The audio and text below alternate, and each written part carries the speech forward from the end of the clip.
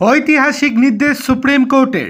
Supreme court গভীর উদ্বেগ প্রকাশ করেছে যে 2025 সালের 22শে এপ্রিল পর্যন্ত দেশের বিভিন্ন হাইকোর্টে মোট 7,24,192টি অপরাধমূলক আপিল বিচারাধীন অবস্থায় পড়ে রয়েছে।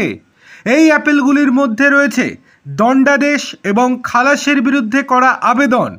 আদালত জানিয়েছে, এই বিপুল সংখ্যক বিচারাধীন মামলার ফলে দেশের বিচার ব্যবস্থা চরম চাপের মুখে পড়েছে।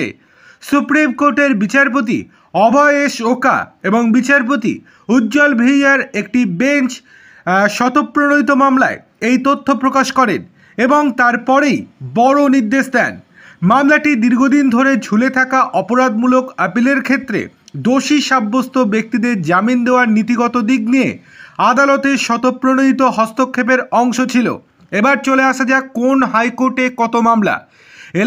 এলাহাবাদ হাইকোর্টে সর্বাধিক মামলা ঝুলে রয়েছে, 2.77 লক্ষ মামলা বিচারাধীন।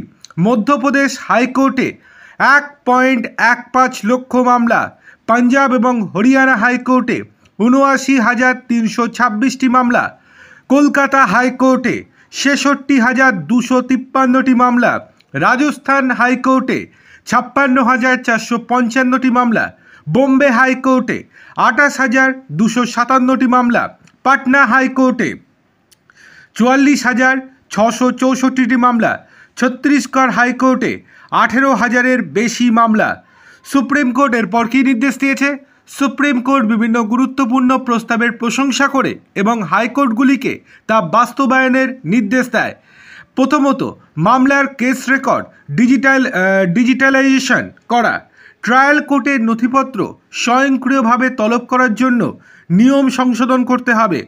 SUAS নামক AI অনুবাদ টুল ব্যবহার করে আদালতের নথি অনুবাদ করতে হবে। প্রতিটি হাইকোর্টে রেজিস্ট্রার পদ সৃষ্টি করতে হবে।